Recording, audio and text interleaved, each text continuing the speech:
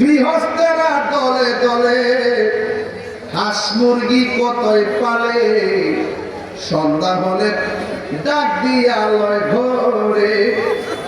যার যত পালিত ছিল সকলে তো ঘরে নিল, আমি একা রইলাম অন্ধকারে। প্রাণ দয়াল রে, সন্ধ্যা হইল ডাকি দিলে না মোরে। সুবহানাল্লাহ। রাজাপুরা পুকুর আছে, পুকুর কোন দিকে আছে?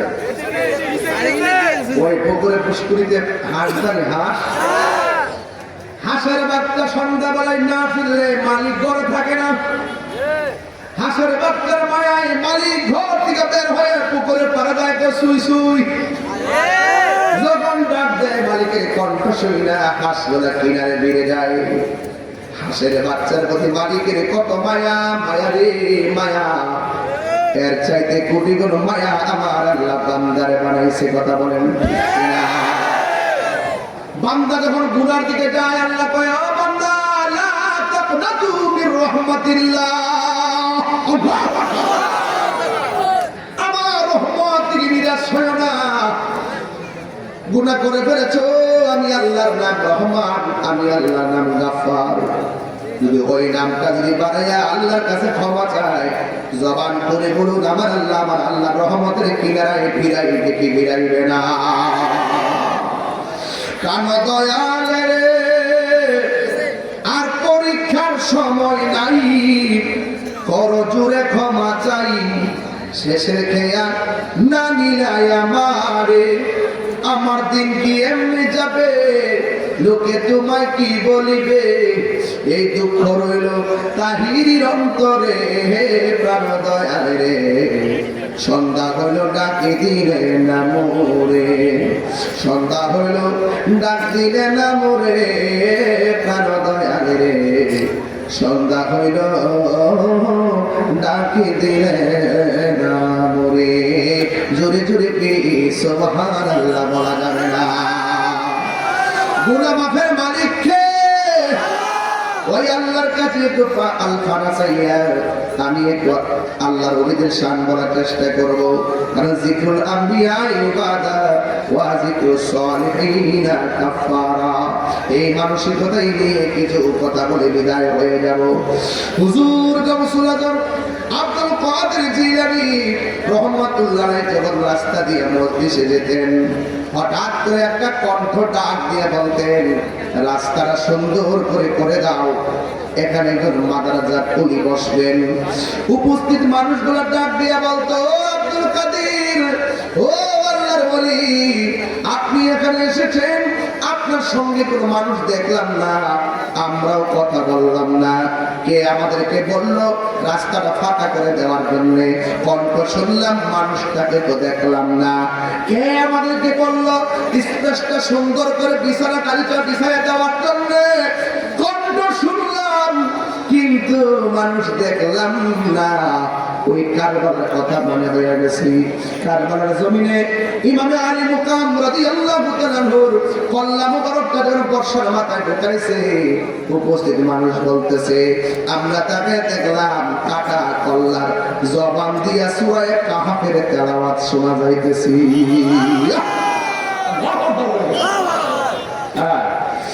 এই জন্য আমার যুবক ভাইরা, এবার গাউসুল আজমকে ডাক দিয়ে কয়, ও আব্দুল কাদের, কে কথা বললো? মানুষ দেখলাম না। আব্দুল কাদের জিলানী রাহমাতুল্লাহ আলাইহি বলেন, যিনি কথা বলেছেন আল্লাহর পক্ষ থেকে একজন মনোনীত ফেরেশতার কণ্ঠ তোমরা শুনেছো। আল্লাহু আকবার বলেন কেন? মাল্লাহুল মাওলা ফালাহুল কুল, তুমি যদি আল্লাহর হয়ে যাও সব তোমার হয়ে যাবে। এই জন্য হযরত গাউসুল আজম মাদারজাত কলি তিনি একদিন উপত্যকার মধ্যে গিয়ে তিনি বসলেন। বসার পরে এমন সুন্দর চেহারার একটা মানুষ আয়েশা ডাক দিয়ে বলে, আব্দুল কাদের, নদীর পাড়ে এসেছো, উপত্যকায় এসেছো, আমি তোমাকে দুইটা কথা বলবো।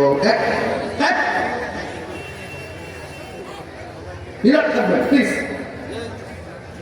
একদম আওয়াজ করবেন না, গুরুত্বপূর্ণ কথা বলতেছে। উপত্যকার মধ্যে দাঁড়ালো। দাঁড়ানোর পরে একটা লোক আসলো, নূরের চেহারা, আল্লাহ বলে গেল, ডাক দিয়ে বলে, আব্দুল কাদের, আমি তোমার দুইটা কথা বলবো। দুইটা কথার একটা হলো তুমি এখানে থাকবা, শর্তটা একটু মোটামুটি সহজ। আর 2 নম্বর শর্ত হলো আমার হুকুম পাওয়ার আগ পর্যন্ত এখান থেকে নড়াচড়া করা যাবে না। আব্দুল কাদের জিলানী এত সুন্দর চেহারা, তারা বারবার দেখতে গেল, আমি এই জায়গাটা ছাড়বো না। এই কথা বলে তিনি 1 মাস কাটাইলেন এই জায়গায় বৈশা, 2 মাস কাটাইলেন একই জায়গায় বৈশা, 3, 4, 5 মাস, 6, 7, 8, 9, 10, 11, 12, একটা বছর কাটাইয়া দিছে এই জায়গার মধ্যে বৈশা। কারণ চলক দিয়া যে পলক মেরে লোকটা চলে গেছে, কোন সময় সেই লোকটা আবার আসবে মনের জ্বালানি পাবে। প্রেমের জ্বালা আছে না নাই? যে যারা চিনে হে তারা কিনে, ওই জগতে ডুব দিব। ওই জগতে ডুব না দিলে আপনি প্রেম বুঝবেন না, আসলে যে কি আছে দুনিয়াতে বুঝতেন না। চোখে যা দেখতেছেন সব কিন্তু ম্যাক্সিমাম ধোঁয়াশা, হাকিকত কিন্তু আপনি খুঁজে পাচ্ছেন এই ধোঁয়াশার কারণে। আপনি যেতে হবে একটা নিরেট আলোর জায়গায়, যেখানে গেলে সব আধার কেটে আপনি মঞ্জিল মকসদে পৌঁছে যাবেন। আল্লাহ বলেন, আল্লাহু আলাইকুল্লাযিনা আমানু ইখরিজুহুম মিনাস যুলুমাতি ইলা নূর। চিৎকার করে বলেন সুবহানাল্লাহ। এবার আব্দুল কাদের জিলানী কয় বছর কাটালো? জোরে জোরে কয় বছর? 1 বছর কাটালেন। এবার এখন প্রশ্ন করে, তাই রে হুজুর, 1 বছর কাটাতে গেলে তো খাবারের প্রয়োজন হয়, কিন্তু সেখানে চুলা নিয়ে যায় নাই, পরিবার নিয়ে যায় নাই, কি খাইলো? আমি দলিলে পেয়েছি 1 বছর তিনি শুধুমাত্র পানি পান করেছেন, আর জঙ্গল লতা পাতাগুলো খাইয়া তিনি 1টা বছর কাটাইয়া দিলেন। এরপর 2য় বছরটা শুরু হয়ে গেল, 2য় বছরটা একেবারে 2 বছর কেটে গেল। 2 বছরের ভিতরে তিনি কি খাইলেন জানেননি? তিনি 3য় বছরের মাথায় ভারী খাবার ছেড়ে দিলেন, শুধুমাত্র পানি পান করে কাটালেন। 3য় বছর শুরু হয়ে গেল। 3য় বছর যে শুরু হয়ে গেল রে আমার রাজা পড়ার বাবা, এই 3য় বছরটা তিনি শুধুমাত্র পানি পান করলেন। পানি পান করিলা রাতের বেলা যে ঘুম ছিল, ঘুমটা হারাম করে দিয়েছেন। তার মানে বোঝা গেল আল্লাহর ওলিরা কথা বলে কম, আল্লাহর ওলিরা ঘুমায় কম, আল্লাহর ওলিরা খায় কম। মুমিনের জন্য 3টা গুণ আবশ্যক। 1 নম্বর, মুমিন খাবে কম, মুমিন ঘুমাবে কম, মুমিনের কথা বলবে কম।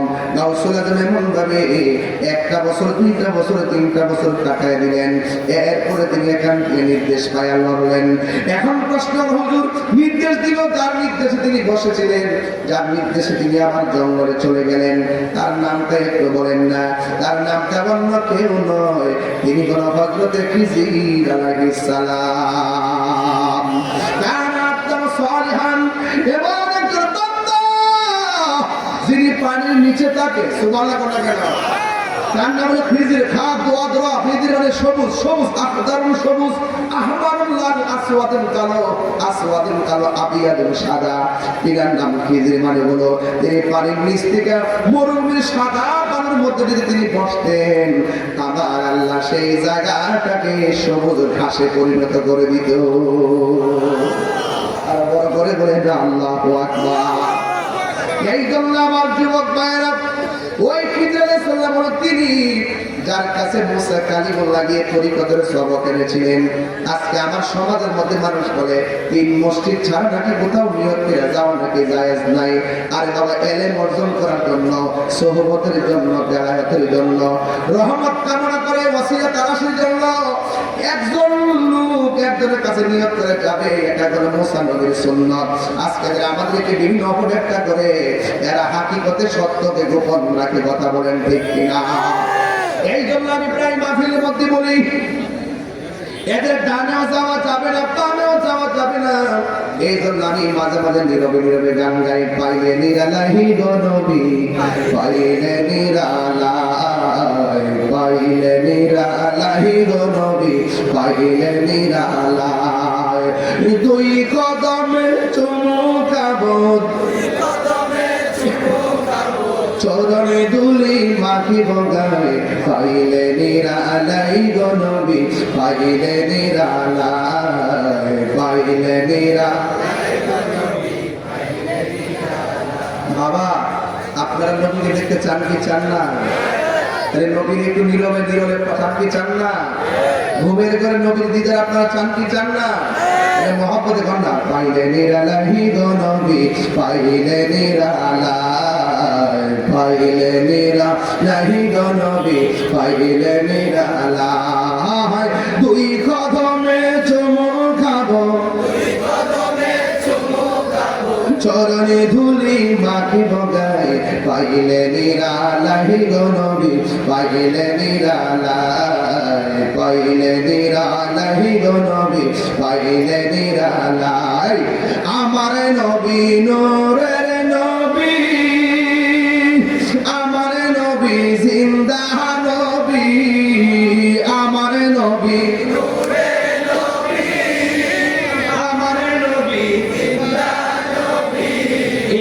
দয়া করে তাই গো নবী নিদানের বেলায় গণনা, দয়া করে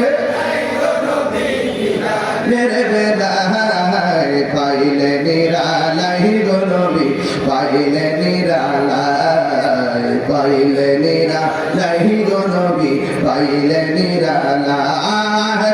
দুই কদমে চুমু খাবো, দুই চরণে ধুলি মাখিব গায়ে, পাইলে নিরালাই গো নবী, পাইলে নিরালাই। কঠিন হাসরের দিনে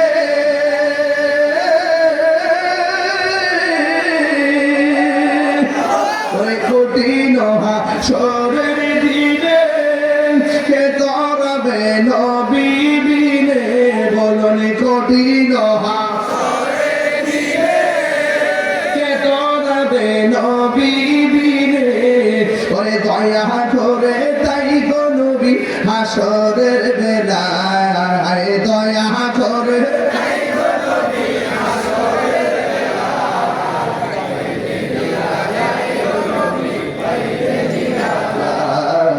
পাইলে নিরালাই, পাইলে নিরালাই। দুই কদমে চুমু খাবো, চরণে ধুলি মাখিব গায়ে, পাইলে নিরালাই গো নবী, পাইলে নিরালাই, পাইলে নিরালাই। জোরে জোরে কি আল্লাহু আকবার বলা যাবে না? ওলি আল্লাহ হইতে গেলে কি নেশা করা যাবে? মুমিন হয়ে কি নেশা করা যাবে? নেশা করা যাবে না। ওই দিন এক মাহফিল ছিল কুমিল্লা ইন্ডিয়ার কাছে বিবির বাজার, বিবির বাজার, বিবির বাজার গিয়ে বলছিলাম কেন নেশা করে হাত তুলে, একটা ছেলে হাত তুলছে, ছেলে তো আমি নেশা করতাম, আজকে ওয়াদা করছি আপনার ওয়াজ শুনলে আমি নেশা করতাম না। আমি মনে করি ওই পঁচিশের মধ্যে এই একটা বাঘের বাচ্চা, কথা কম ঠিক লাগে দেখুন আপনারা তোবা করে আল্লাহ তার প্রতি খুশি হয়, কথা কম ঠিক কিনা? তবে শর্ত হলে দ্বিতীয়বার আবার গুনার দিকে ধাবিত হওয়া যাবে না। আজকে এখানে যারা আছেন কেউ আছেন এরকম নেশা খান? একজন কন না যে আমি খাইতাম আর খাইতাম না, নাই সব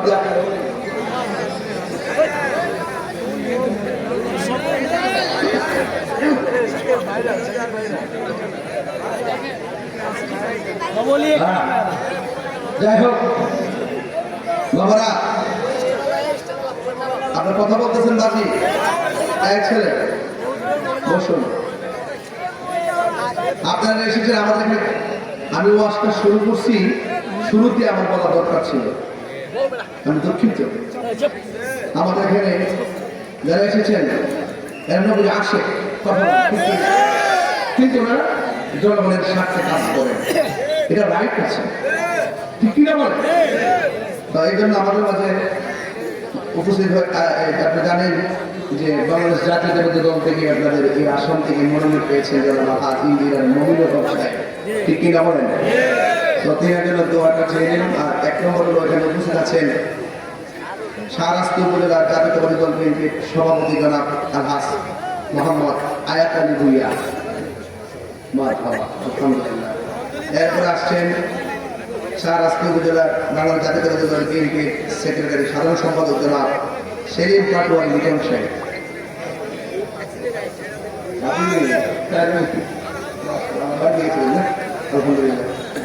এবার আসেন বাংলা জাতীয়তাবাদী দল বিএনপির সহসভাপতি জনাব মোহাম্মদ আবু ইউসুফ রূপম পাটোয়ারি।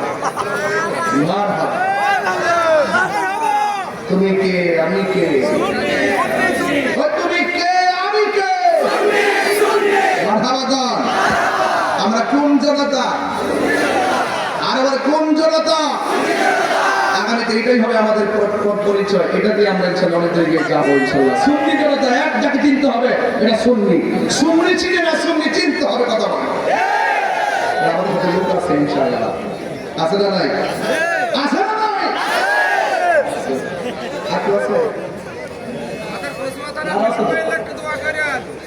কই না বেলায় হোসেন দেখু বেলায় হোসেন আপনি।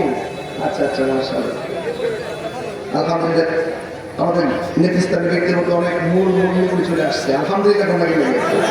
ঠিক আছে, একটা কথা কয়ে দিয়ে আল্লাহ সুন্নি কোনো মাহফিল যাতে বন্ধ না হয়, কথা না ঠিক না বেটি? আপনারা এই মাহফিল কোনো সময় সরাসরি বন্ধ না, ঠিক না? আল্লাহ যেন মাহফিলগুলো সুন্দর করে তৌফিক দান করে, আমিন। অধীনে সিটি কর্পোরেশনের মেয়র মনিরুল হক সাক্ষী সাহেব আসছিলেন। আচ্ছা, যাক, আলহামদুলিল্লাহ। আল্লাহ যেন সবার ন্যায় হায়াত দারাজ করে, আমিন কোন। আমরা যেভাবে বসছি এভাবে যেন আল্লাহ পাক আমাদের নবীর কদরে জান্নাতে কবুল করে, আমিন কোন। একটা কথা বলছিলাম, নেশা কি চলবে? আরে আওয়াজ কাজ করছে গেলে নেশা চলবো? বাবা চলবে? ইয়াবা চলবে? ফেন্সি চলবে? গাঞ্জা চলবে? ওদিন দেখছি এক নেশাকুর জামাই বউয়ের ওড়না দিয়ে ফেস দিয়ে মাইনা বস্ত্রতে ঢুকাইয়া বালুর তালে ভিতরে ঢুকে রাখছে। কারণ নেশা করে কোনো ধর্ম আছে রে বাবা? এর কোনো বিবেক আছে? এর বিবেক নাই। এই জন্য নেশা করলে তার বিবেক রূপ পেয়ে যায়, ভবিষ্যৎ ধ্বংস হয়ে যায়, মা বাপের স্বপ্ন শেষ হয়ে যায়। এই জন্য আজকে থেকে ওয়াদা করি, আমরা ওলি আল্লাহর প্রেমিক যারা, আমরা কখনো নেশা করব ইনশাআল্লাহ। রাজি থাকবেন ইনশাআল্লাহ? এরপর আসুন, যদি আমার ওয়াজ যদি প্রায় 1 ঘন্টা তো হয়ে গেল, এরপরও বলি সময় যদি দিতে যাতে আর পাইনা বাজান। গতকাল যেটা মনে কালকে 3টা মাঠে জুমার পরে কুমিল্লা, এরপর আলকাসা আপনার এলাকাতে, এরপর হারিখোলা। হারিখোলা কালকে হুজুরের দরবারে একটা মাটি আছে হারিখোলাতে। আর কেমন জায়গা নবপুরে একটা হারিখোলা। যাক, আল্লাহ কবুল করুক, আমিন কম। যাক, আমি আপনার এলাকাতে আসি, এখন যাবো এক জায়গায়, নাম কি তোমরা বললে সমস্যা। আর জিকির করতাম যে প্রবাসটা বুঝাইলি না।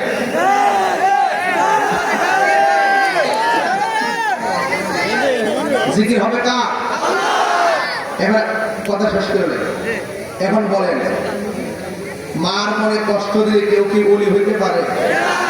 কথা কর না, জোরে কর। মা বাবা মনে কষ্ট দিলে কেউ কি ওলি হইতে পারে?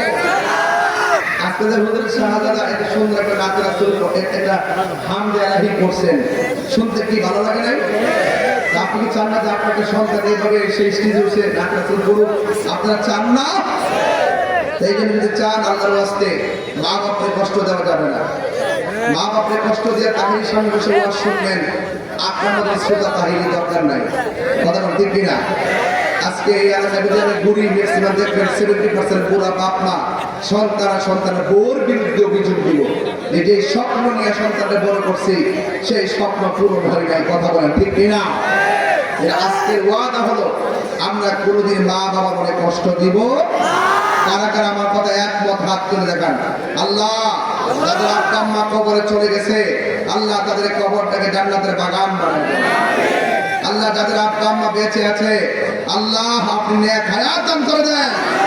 আল্লাহ অনেক বিদেশের গোলাম যাইতে পারে না, বিভিন্ন ধরনের সমস্যা, আল্লাহ রিজিকের দরজা তালা খুলে দেন। আল্লাহ